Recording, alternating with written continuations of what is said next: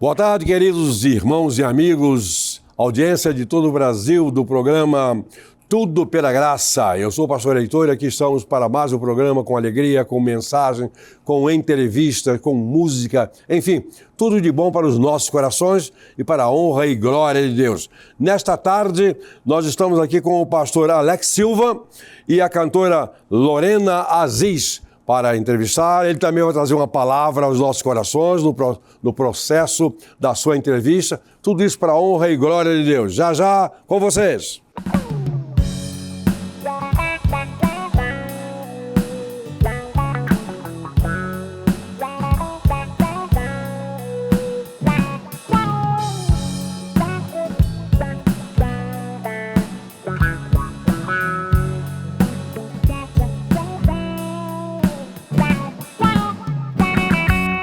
Pela graça, agora entrevista o pastor Alex Silva. O pastor Alex Silva é da Igreja Batista Nacional?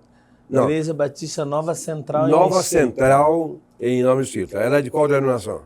Ela é Batista. Batista Brasileira, Nacional, Independente? Nacional, né? Mas tem mais outras igrejas da Convenção Nacional ali, não tem? Tem, são poucas, né? Na Baixada ali, principalmente em Mesquita, que é um município jovem, de apenas 23 anos. Jovem sou eu, com 79. Muito jovem.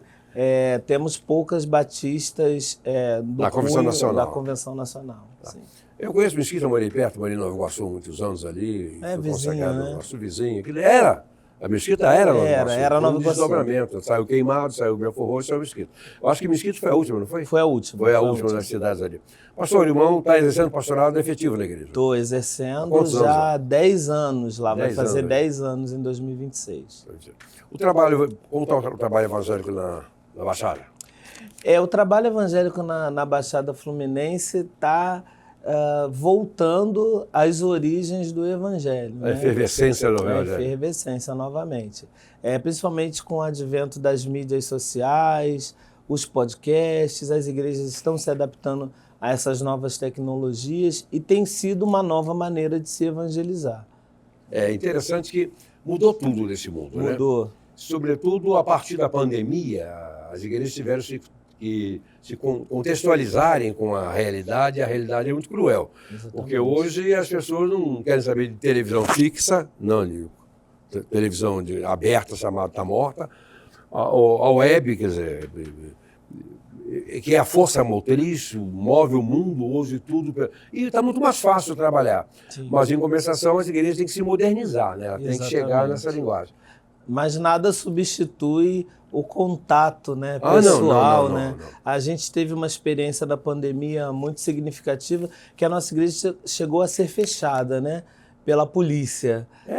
A gente estava naquele início da pandemia, não sabia se abria, se fechava, e a igreja começou a lotar, exatamente por conta desse desespero que acometeu a população. E aí, aquele medo do contágio, a nossa igreja foi denunciada, fechou e a gente teve que se reinventar. Tivemos que estudar muito, fizemos até EBD com classes por web, né? Fizemos os cultos online, melhoramos os cultos online, mas quando abriu, a legislação permitiu abrir, a igreja voltou a todo vapor. É um antes e um depois. É interessante que essas coisas que nós chamamos ruins não são necessariamente ruins para o reino de Deus. Obriga a uma reciclagem. Depende do uso, né? Deus não só dirige as coisas, como orienta o que se tem que fazer em cada momento. Porque a igreja, ela sobrevive a tudo. Sim. Ninguém pode nada contra ela. Não existe como destruí-la, como impedir o seu trabalho. No nosso país, mesmo com essas dificuldades que tivemos por força da pandemia, não é nada em relação aos países asiáticos, especialmente a China, por exemplo. Perseguição janela absoluta, 10x40. Perseguição absoluta não é nada, né? Mas é claro que isso aí vem para o bem. Essa tecnologia toda nos permite que a gente apresente para o mundo aquilo que se faz na igreja local. Exatamente. Porque a igreja local não pode morrer. Exatamente. Ela tem que ser ativa. Ali é o contato, é o face-a-face, né? O face-to-face, ali é o ombro a ombro, é a comunhão entre os irmãos, etc. Nós somos seres sociais, né? Sociais. E a gente precisa um do outro, precisa dessa comunidade que se chama igreja. Né? A igreja é o corpo de Cristo, é para isso que está aí. E não importa a denominação, desde que seja denominação séria. Sim. E tem umas pseudodenominações aí que são encrencadas. Tem até ex-colegas nossos que eram de ritos seguros, firmes, etc., que debandaram de uma maneira extraordinária. Tem um aí que anda dizendo que a Bíblia tem que ser reescrita, tem que ser atualizada. Na verdade, ele que tem que se atualizar, porque ele tem a que palavra morrer, se renova. Se Deus abrisse uma janela lá, ele falou, ok, quem que você quer se livrar? Ele seria o primeiro. Pode matar que é bicho, tudo bem. Mas não dá para entender isso. As pessoas que creem na Bíblia, no Deus da Bíblia, da salvação, etc., tem uma ideia dessa tão... uma ideia colocada por alguma coisa que não é o Espírito Santo. Mas não é mesmo. O Espírito Santo não cuida dessas coisas, não, né? O irmão tem uma formação ampla, né? O irmão foi militar, não? Não, infelizmente foi a única coisa que eu não consegui Não conseguiu? ser. Mas eu lutei para ser. Bah. Tentei por 3 vezes entrar para a Marinha do Brasil, mas fiquei reprovado em exames físicos, né? Então entendi. Por quê? Porque era gordinho, magrinho? Não, na verdade eu era bem mais magro, né? Eu entendi como um propósito de Deus. Mas é coisa boa, né? Quando ele define porque cada vez que eu fui reprovado em uma coisa. Então, quer dizer... E depois nenhuma das 3 coisas apareceu de volta. Bom, tudo bem. Então é que ele não queria então mesmo ter Deus acabado. realmente não queria. Não dá para discutir com ele, tá? Não tem como. De jeito nenhum. Não tem como. Mas vamos ter uma formação muito bonita. Uma teve formação em administração, né? Sim. Também em comunicação social, sim. Teologia, obviamente. Sua formação teológica foi feita em qual seminário? Foi na FATEP, Faculdade Teológica da Pavuna. Da Pavuna. Sob a direção do pastor Teodomiro José de Freitas. Foi meu colega de turma no curso de psicanálise. Muitos anos. Aliás, muitos anos. Tá bem? Tá bem, tá com saúde. Tá com saúde, teologia. E recentemente o homem formou-se também em psicologia, né? Sim, foi no ano de 2024. Na verdade, era a faculdade da minha vida, né? Era uma autorrealização, na verdade. Então nós somos inimigos, colegas inimigos. Fomos? Que eu não sou psicólogo, eu sou psicanalista. Psicanalista. Mas somos amigos. A área de atuação é a mesma. Os critérios... Os processos são diferentes. E as profissões também são separadas. São separadas. Mas todos nós bebemos da fonte de Sigmund Freud, que revolucionou. Eu sou freudiano puro, mas eu gosto também de algumas coisas do Jung. Não de todas. Né? O certo é você gostar de aproveitar o que é bom de um e evitar o que é errado do outro. Dá para se aprender com todo mundo. O bom é propiciar o bem-estar emocional das pessoas. Eu tenho 3 graduações também. Sou teologia, filosofia, psicanálise, mestrado em psiquiatria e doutorado em teoria psicanalítica. Né? Então, agora estou soltando um livro aí, meio na área também.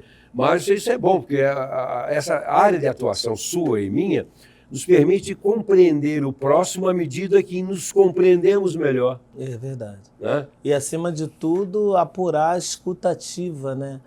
Pastores têm a tendência de falar muito, né? A gente quer comunicar essa verdade e muitas vezes a gente precisa se calar para ouvir a alma humana, né? Um pouco das difícil. Inquietações. Mas se a gente não aprender a se ouvir, a se entender, a compreender, você não dá ouvido para os outros. Porque a tendência nossa é quando alguém conta um problema, a gente já articula que é uma solução provável. Só que a gente não sabe nada daquela vida ali.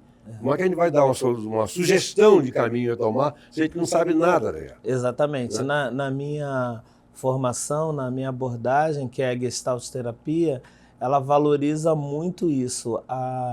O que o indivíduo viveu, né? A sua experiência de vida, ela é fundamental para que ele alcance a autorregulação, né? A gente precisa ouvi-lo. Irmão tem uma comunidade, dirige uma comunidade lá de quantos membros, mais ou menos? Hoje são 243 membros. Agora tem as famílias no entorno ali, sim, passa aí de 400. Estamos tentando ganhar a vizinhança, mas nós chegamos ali com 30 almas ativas, né? Então, nesses 9 anos, foram muito trabalho. Não, tá bom, Jesus começou com 12, não prestava. Ele é o mestre por excelência, né? Começou com 12, não valia nada. Mas o que a gente tem mais lutado naquele lugar é a questão da moral. Hoje em dia, nós estamos devendo um pouco isso para a sociedade. A questão de sermos cristãos que vivem a palavra. E eu encontrei um cenário quando cheguei em Mesquita que as pessoas não queriam mais ouvir. Elas estavam fartas de palavras. Elas queriam ver vidas, ouvir através do testemunho pessoal. E constatar com a vida. Exatamente. E esse tem sido o nosso desafio, mostrar que crente é sim verdadeiro, crente é honesto, crente fala a verdade. E isso começa pelo ensino, né? A gente precisa ensinar. E a prática, né? Porque ensinar a saber o que é certo e o que é errado não é muito difícil. Sim. Agora, inserir isso no dia a dia do crente é difícil. Nós temos aqui um programa na TV, na Águas Frei, que é um sermão, chamado Sermão Bombástico. Toda primeira segunda-feira do mês. E o primeiro sermão que eu preguei nessa foi o mecanismo de defesa. Você sabe muito bem o que é mecanismo de defesa. Sim. O mecanismo de defesa mais usado pelos crentes é a mentira. Lamentavelmente, Exatamente. é mentira. Agora estou lidando com um problema de um pastor. Lidando não, estou acompanhando o problema de um pastor que está tendo um problema na igreja exatamente porque alguém perguntou alguma coisa e ele disse que não. E era mentira, era verdade. Era verdade. E agora, como é que ele explica que ele mentiu? Não é coisa complicada. E acaba que esse comportamento pastoral também interfere na vida das ovelhas. Né? Interfere, porque a gente é o reflexo. O rebanho exatamente, é o reflexo. A primeira coisa quando o cara está errado, você diz não. A mentira é usada como defesa. Mas não pode ser, ela foi criada pelo diabo. Como é que você vai chamar o diabo? Obrigado, diabinho, vem aqui ser meu paizinho por enquanto, para quebrar esse galho, depois eu largo você para lá. Não é assim. Se fizer isso, Deus não vai gostar muito dessa brincadeira, não. É a questão da autorresponsabilização, né? Exatamente. Eu dizer, sim, eu disse, mas não queria que afetasse tanto a sua vida dessa forma ou dessa. Me perdoe. É difícil, né? É muito difícil. A Deus a gente perde. É libertador. É libertador. Pedir perdão, mas pedir perdão a Deus não é difícil porque não tem ninguém perto ouvindo, né? A gente olha em silêncio, encaminha para Deus os pedidos de perdão. Agora, em público, abrir a boca e dizer assim, eu errei. Isso fere muito o ego do indivíduo, não fere? E eu tenho valorizado isso no rebanho, a questão não de estimular o erro, mas de você crescer com o erro. E de você dizer, sim, eu errei, mas quero acertar, quero melhorar, e Deus tem nos abençoado. De certa forma, aplicar aquela sistemática do ensaio-erro. A proporção que vai errando, vai parando de errar, até que alcance essa perfeição. Reflita em cima do erro. Exatamente. A gente chega àquilo que Jesus falou, seja depois perfeito, como é perfeito o vosso Pai que está no céu. Pastor, Alex, eu sei que me uma palavra de encorajamento, devocional, do que está no seu coração agora para o nosso público. Amém. Eu queria deixar as palavras de Jesus para dias tão difíceis que nós temos vivido, né? As palavras do Senhor Jesus quando diz o seguinte, aprendei de mim, que sou manso e humilde de coração, e encontrareis descanso para as vossas almas, porque o meu jugo é suave e o meu fardo é leve. Nós estamos procurando descanso em tantas coisas, mas não estamos tomando sobre nós o jugo e o fardo de Jesus, que são leves e suaves. Seguir a Jesus é uma responsabilidade, é uma grata satisfação poder seguir os conselhos do Mestre, mas também é um lugar de descanso. É um lugar onde nós podemos encontrar refrigério, podemos encontrar contentamento, né? E a alegria de poder saber que não estamos sozinhos, Ele está conosco, nos ajudando em todos os nossos caminhos. O pastor Alex Silva de Souza, meu parente, né, por parte de mãe, porque é o Silva primeiro, né? Eu não poderia deixar de falar sobre os seus livros, certo? O Memórias de uma Igreja Local, são dois sobre o mesmo tema, né? Na verdade, são 3 volumes, o terceiro está saindo agora em setembro. Mas manda ele voltar, não deixa sair só não. Espero voltar aqui para divulgar Por o favor. terceiro. Memórias de uma Igreja Local, História de Edificação e Comunhão, editado pela... Editora do Cristão. Editora do Cristão, vem aqui com a dedicatória, etc. Uma beleza. Eu leio e vou tirando as frases principais para o programa que eu tenho aqui, chamado Li Gostei. Amém. Programa não, um bloco desse programa, Li Gostei. E o outro também, Memórias de uma Igreja Local. Esse é o 2. Novos Tempos, Descobrindo o Amor, um Lugar no Corpo. Deus abençoe, irmão. Obrigado. Que esses livros edifiquem muitas vidas. Para Amém. o bom e glória de Amém. Deus. Obrigado.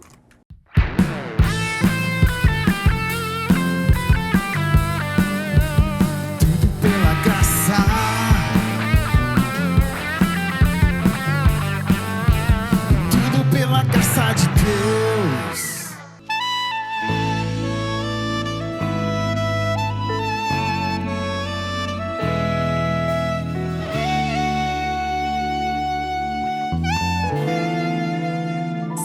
Seja bem-vindo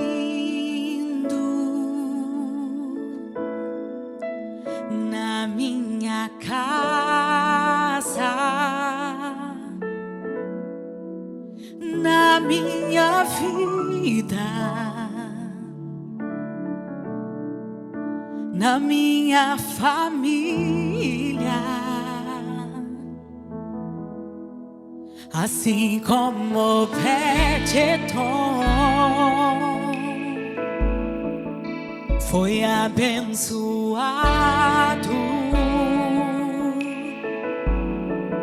com a sua presença, eu também quero ser.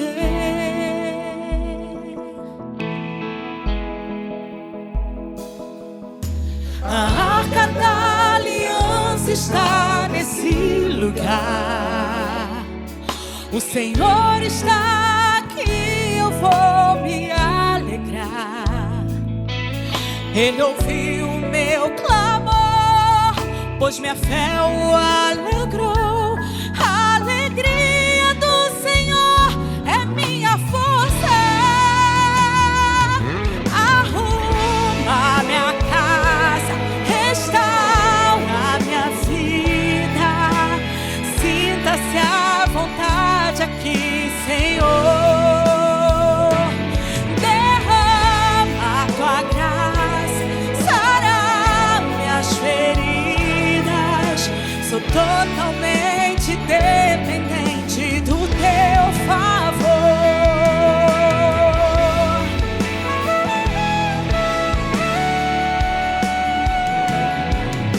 A Arca da Aliança está nesse lugar.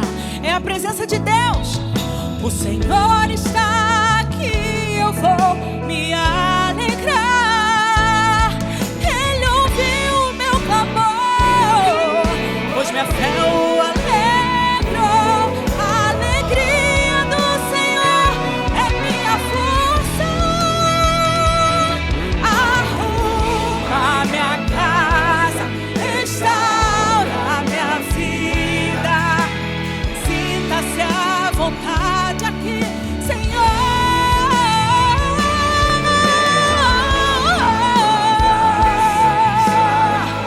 Minhas feridas, sou totalmente dependente. Arruma minha casa, restaura minha vida. Sinta-se à vontade aqui, Senhor.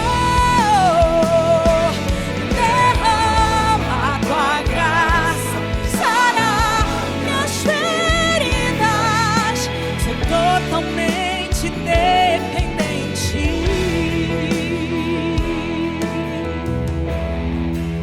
do teu favor.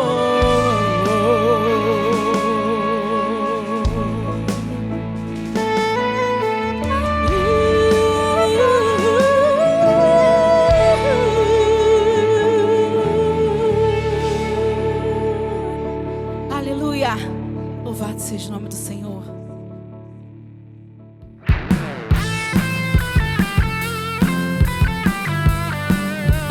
Tudo pela graça,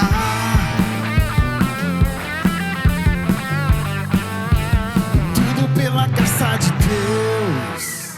Cantora Lorena Aziz. Tudo bem com Olá, você? glória a Bem-vindo Deus, ao nosso tudo bem? programa. Muito obrigada, a honra Você é é minha. descendente de quê? De alemã? Olha, pelo meu sobrenome dizem que é árabe. Árabe? É, Aziz. Os árabes estão em alta agora, né? Estão em alta agora. Aziz, que bom. Eu já ouvi alguma coisa com um nome parecido com esse, pensei que fosse da Europa.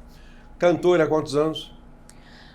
Olha, eu canto desde os meus 13 anos de idade. 13 anos de idade. 13 anos de idade, comecei em Ministério de Louvor. E você encantava também ou só cantava? Só cantava. Só cantava, não cantava não, né? Você é da igreja Chocho, né? Essa igreja é nova no Brasil, né? Sim, eu sou da Ilan Church, Esse que é a Igreja Luz às Nações. Sim, E eu sou do campus da Taquara. Taquara, né? Você teve um destaque especial naquele projeto da Rádio 93 FM, né? Você participou quantas coisas? Quantas vezes? Então, eu fui semifinalista do concurso Som Gospel da Rádio 93, que é um concurso muito conceituado no nosso meio. Eu fui semifinalista no ano de 2022 e 2023. E isso foi um divisor de águas na minha vida. É? Que bom, né? Sim. Você viaja cantando por aí? Tenho viajado. Tem viajado? Tenho Isso viajado. é bom, porque aqui na Ágatos, na TV Ágatos, vão precisar de cantores para viajar pelo mundo inteiro. Isso Amém, por enquanto o Elon Musk não chega em Marte. Quando chegar em Marte, a gente vai ter que passear por lá também, né? A sua inserção no mercado gospel começou aí nessas participações nesse congresso? Ou anterior? Anteriormente ao Som Gospel, né? O Som Gospel ele me trouxe um destaque maior.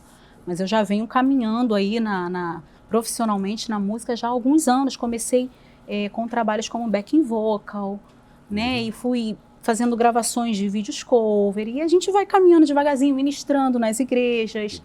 Mas do Som Gospel para cá foi onde realmente me trouxe mais visibilidade. Arruma Minha Casa é um top dentro do seu repertório, não é? Sim, Arruma Minha Casa foi o meu primeiro single que eu gravei de forma independente.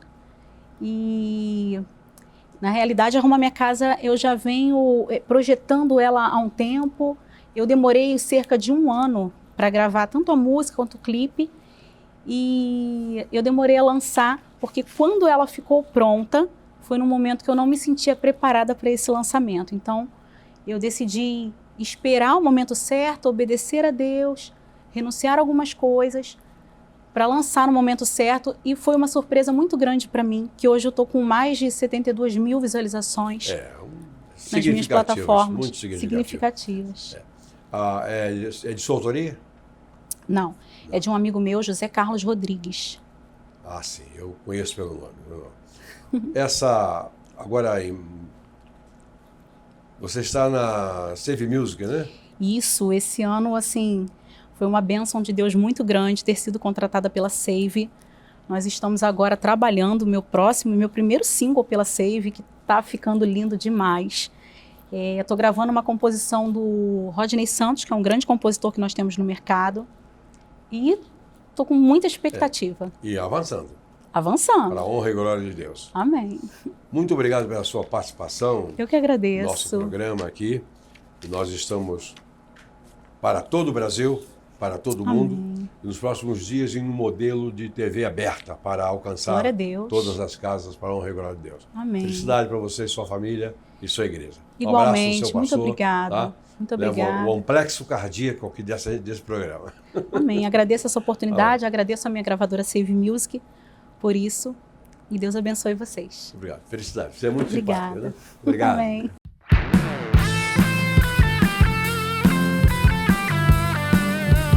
Tudo pela graça.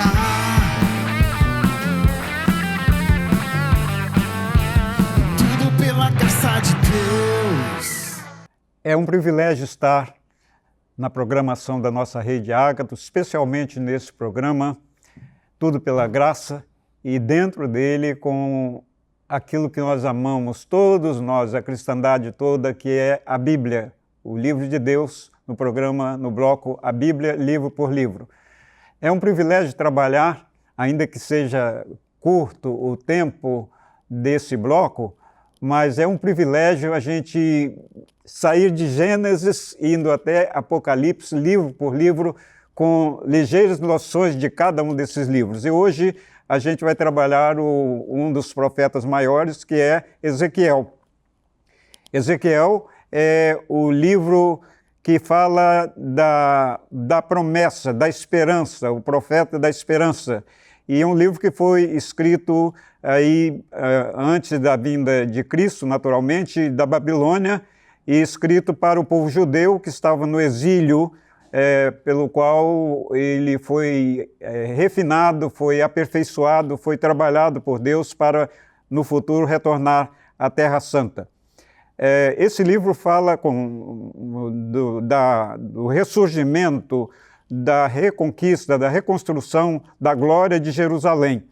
E fala também da restauração de Israel para a sua terra. O verso-chave está no capítulo 1, verso 1, que diz o seguinte: Aconteceu no 30º ano do 5º dia do 4º mês, que estando eu no meio dos exilados, junto ao rio Quebar, se abriram os céus e eu tive visões de Deus. Essa parte final é simplesmente espetacular. Que os céus se abram para você e para mim também, e que em abrindo os céus dos céus, o céu onde nosso Deus eterno está, nós tenhamos visões dele, que ele inunde a nossa alma com o seu Espírito para que nós tenhamos uma comunhão profunda e abençoadora com ele. Nesse livro, nós temos Cristo retratado como o pastor, o príncipe pastor.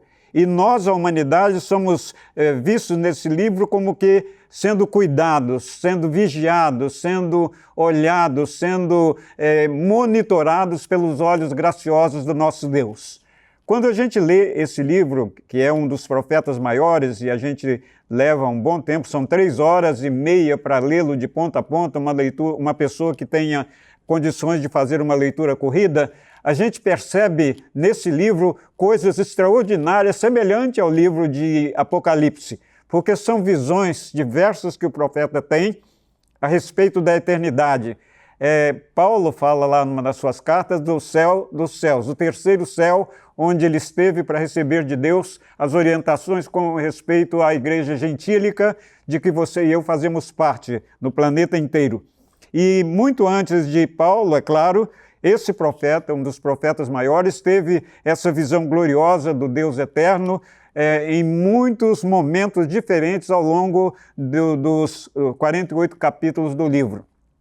E vale a pena você e eu nos demorarmos em ler esse livro, seja de uma leitura corrida de 3 horas e meia, 3 horas e 15, ou em dias sucessivos, quem sabe lendo um capítulo por dia, então levaríamos 48 dias para lê-lo, e curtindo cada capítulo, cada parágrafo, cada frase desse livro e eventualmente até cada palavra, principalmente quando se pensa na palavra do próprio Deus, que aparece muitas vezes nesse livro.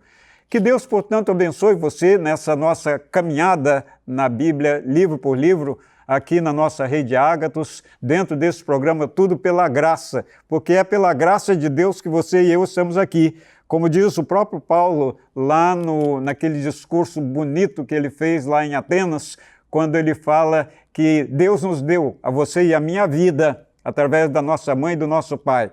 E tendo dado a vida, no momento que você e eu nascemos, ele nos dá a respiração, que nós estamos tendo agora. A cada minuto a gente tem 2 ou 3 respirações aí nessa corrida. E depois disso, tudo mais que você tem, que eu tenho, a cada minuto, a cada segundo, é esse Deus maravilhoso que nos dá, esse Deus sobre que Ezequiel fala nesse livro aqui tão maravilhoso. Então, planeje ler o livro de Ezequiel de uma vez por toda, ou nesses 48 dias seguintes, curtindo cada visão que Deus lhe der no seu livro, assim como Ezequiel teve visões de Deus, essas visões maravilhosas que encheram o coração dele de alegria num tempo de sofrimento, num tempo de exílio, quando ele estava trabalhando o povo de Deus para voltar à terra da promessa. Que Deus abençoe você e a mim, que a graça dele seja conosco, graça e paz a todos.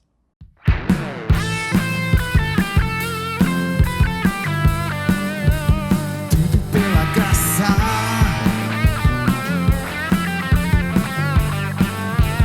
tudo pela graça de Deus.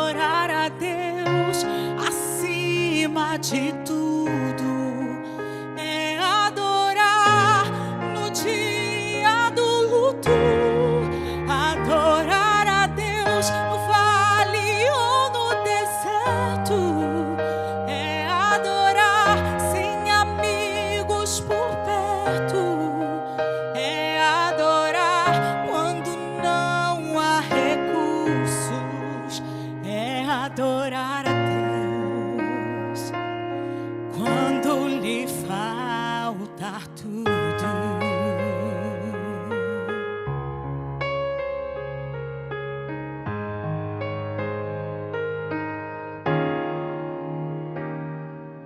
Quem nunca pensou em desistir? Quem nunca pensou em parar? Mudar todos os planos de uma vida, deixar tudo pra lá. Quem nunca cogitou sair de casa e abandonar os sonhos do caminho, como folha seca no vento sem direção, virar um andarilho.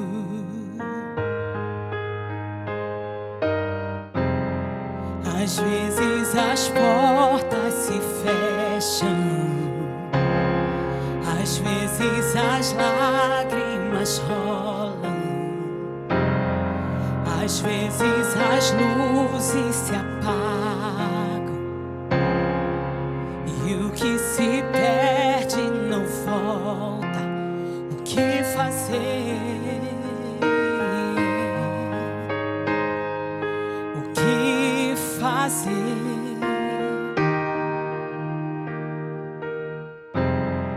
É quando no fundo do poço perguntas ficam sem respostas. É quando a vitória não chega e se conhece a derrota. O que fazer?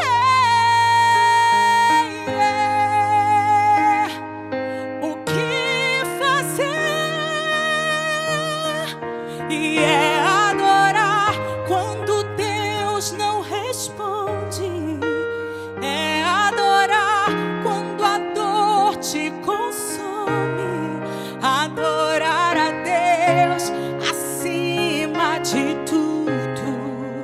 É adorar no dia do luto. Adorar a Deus no vale ou no deserto. É adorar sem amigos por perto. É adorar quando não há recursos. É adorar a Deus quando lhe faltar tudo.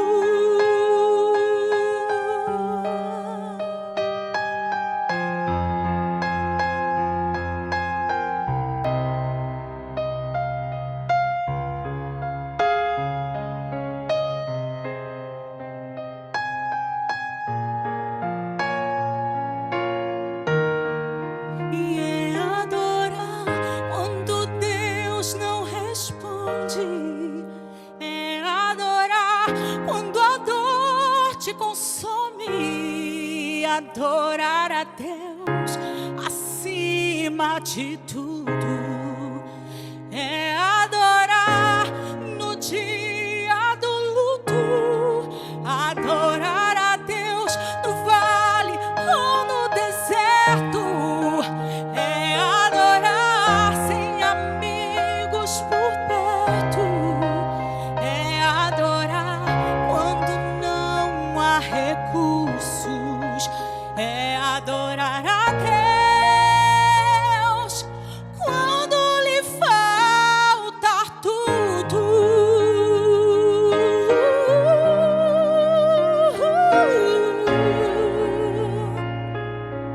Quando lhe faltar tudo,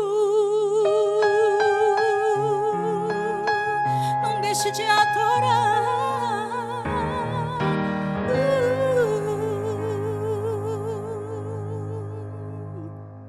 Aleluia.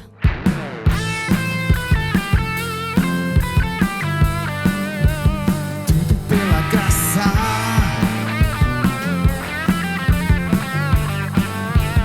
Tudo pela graça de Deus. Ok, aqui estamos com o bloco Li e Gostei.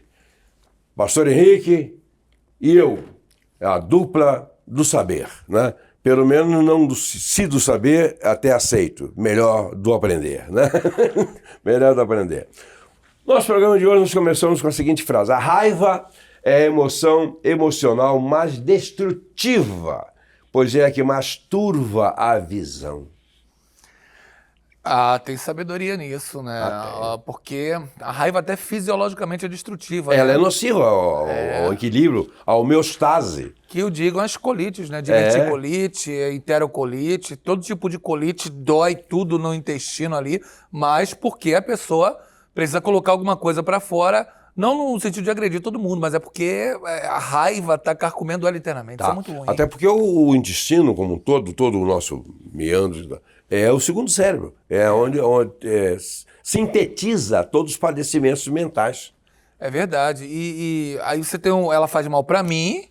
E quanta gente, pastor Heitor, eu estava pensando um dia desse sobre isso, porque eu ouvi uma entrevista de alguém mencionando que tem muita gente que foi para a cadeia, talvez o mundo não seja adequado, mas tem um grupo de pessoas que foi para a cadeia que foi por causa de um momento de desatino, um momento de raiva, de fúria por causa de alguma situação, cometeu um desatino, assassinou alguém, fez uma ação que ela costumeiramente não faz, fez pontualmente e teve que pagar por essa situação, né? Por causa de um momento de raiva. Certo. E aí, veja bem, o sofrimento que decorre, que acompanha-se na punição, é muito pior do que o que ela sentiu e levou essa pessoa àquela prática. Ou seja, o tempo que ela vai passar presa vai ser muito mais odioso, muito mais nocivo. A sociedade, em vez de corrigir, de melhorar a pessoa, acaba de matar a pessoa. É verdade. Disciplina só punitiva, não é corretiva. Não é. Porque eu conheço pessoas que encontraram Cristo na cadeia e Cristo fora dela e se tornaram cidadãos melhores. Agora, só o tempo de cerceamento da liberdade torná-la melhor não, isso é difícil. É difícil, eu não acredito nisso. Uma coisa também é a seguinte, o que existe de pessoas com doenças fatais que mataram essas pessoas, ou estão matando, são dessa natureza, muito mais do que outras que são contundentes. Ou seja, a raiva mata, alguém fala o seguinte, ter raiva, ter vontade de esganar o outro, é como se você estivesse tomando todo dia um veneno querendo que o outro morresse. Você está se envenenando, você está se matando.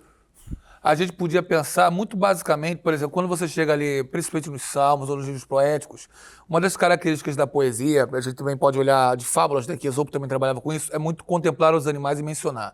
Se a gente parasse um pouquinho para olhar os animais mais hoje, por exemplo, muito simplesmente você olha que a raiva do cachorro é um tipo de transmissão de doença. Se a raiva do cachorro transmite doença, será que a minha também não tem transmitido? Para mim e para os outros? Pode acontecer. Pode acontecer menos para os outros, mas com certeza para nós que a nutrimos. Né? É interessante que há o sadomasoquismo aí, né? Que a pessoa tem raiva e tem prazer em ter raiva. Isso aí é que mata mais. Quando alguém fala, dou um boi para entrar numa briga, mas dou uma boiada para não sair dela. Né? Isso preocupa, né? Porque a gente fala, gente, eu tô pagando para não entrar em briga e a pessoa Mas as pessoas que dizem isso, se estão dizendo a verdade, é real. Porque realmente elas têm prazer naquilo, têm prazer no sofrer. É difícil, é até terrível imaginar que alguém tenha prazer no sofrimento, na raiva que está sentindo, no ódio, querendo que o outro morra, mas ele vai se matando com a esperança que o outro morra. É verdade, isso acontece. E é desgastante, né? Porque você tem aquela questão da adrenalina liberada, preparando você para a luta, chega no final do dia arrebentado, estafado. Como alguém pode ter prazer, né, na raiva, na briga? Mas tem, realmente tem. Graças a Deus eu não tenho. Já tive raiva, lógico, eu nunca tive raiva, seria mentira, eu tive raiva, tive vontade de matar alguém, porque aí vem aquela questão, motivo e razão. Motivo, às vezes, a gente tem para ter raiva, mas razão para ter raiva a gente não tem. É verdade. Desejar matar alguém pode ser que aconteça na vida esse desejo, mas a prática é que é o maior problema. O desejo é motivo, agora a razão é outra coisa. É verdade, é outra verdade. Coisa. Vamos lá. Um próximo. Quando se trata de poder, aquela questão, essa frase tirada das 48 leis do poder, né? Quando se trata de poder, brilhar mais do que o mestre talvez seja o maior erro. É a sabedoria de vida, né? Aí você já entra para a questão da vida, não é? são os implícitos que a gente não aprende na faculdade, mas que a gente precisa entender ao longo da vida. Você está ali com o chefe, não é? Você tem que trabalhar com muita sabedoria, porque há pessoas que têm a competência para estar, mas não têm a inteligência emocional, são pessoas inseguras. Então, se às vezes um funcionário, um colaborador, brilha mais do que aquele chefe e ele é capaz, mas é inseguro, vai enfrentar problemas. Vai perder o emprego. Vai perder o emprego. E muita gente fica nessa situação exatamente para não perder o emprego. E também existe aquele ditado, né? O chefe tem razão, sempre tem razão, não é? Ele está sempre certo. O chefe é o chefe, etc. E o subordinado, quando o chefe erra, é por incompetência do subordinado que o levou a errar. Essa expressão, um jogo de palavras, que na verdade retrata isso aí. Você quer ser esperto? Não brigue com o chefe. Ah, mas a ideia dele você pode até dizer, chega e diz, olha, eu pensei, não sei se o meu pensamento é valioso, poderia se aplicar a alguma coisa do seu interesse, mas talvez pudesse fazer isso aí de outra maneira. O que o senhor acha? Né? E quando chegar nas reuniões, sempre lembrar que tudo está sendo feito por causa do bom conselho dele. Do conselho dele. Porque ele te está dando a liberdade de fazer. Não vai dizer, porque eu dei uma ideia para ele, não diz não que você está desempregado na hora. Se dá ideia, já deu, então passa no RH agora. É isso aí. Eu acho que Filipenses 2:3, pastor Heitor, ajuda a gente nesse sentido. Como é que a gente pode trabalhar isso, a gente que é cristão? Filipenses 2:3, cada um considere os outros superiores a si mesmo. Então você chegar, você entender, você está ali. Tudo bem, eu tive uma ideia melhor que o chefe e tal, estou brilhando ali mais, estou fazendo assim mais. Entenda o seguinte, se não fosse o chefe, você não estaria ali. Não. Então você está ali porque o chefe está lá e, no caso do consumidor, se for um contribuinte de loja e tal, você tem que entender bem o público, porque é o público que paga o seu salário direto e porque é o chefe que tem a sabedoria para mantê-lo. Então você está no meio dessa cadeia e tem que ter esse jogo de cintura. Somando todos os fatos, isso é absolutamente verdade. Fique na sua e não tente atropelar os superiores. É verdade. Quer você queira você não queira, quer você goste ou você não goste, quer você esteja certo ou errado, o chefe tem sempre razão. É verdade. A última frase desse nosso bloco hoje. Se as suas ideias são mais criativas, segue na mesma ideia do que as ideias do seu mestre, do seu superior, atribua-as de maneira mais pública possível. Isso é um jogo de relação, né? Mais público possível. Deixe claro que o seu conselho está simplesmente fundamentado no conselho do chefe. Eu acho que ao mesmo tempo que envolve uma questão trina aí. Primeiro, sabedoria de vida. Segundo, uma percepção. E terceiro, a questão de que eu entendo que isso é uma verdade. Por quê? Um pressuposto de liderança pessoas inteligentes precisam de liberdade para trabalhar. Então, se a pessoa é inteligente, dê liberdade para trabalhar. Se o funcionário teve uma ideia, é porque o chefe deu a liberdade dele ter essa ideia também. Então, existe uma parcela do chefe. Ainda que a parcela tenha sido simplesmente da liberdade, é uma parcela, porque em outros lugares você não tem essa liberdade. Terminamos o bloco, mas voltamos. Semana que vem nós temos outro programa e mais ideias maravilhosas estarão aqui conosco, né? Até lá!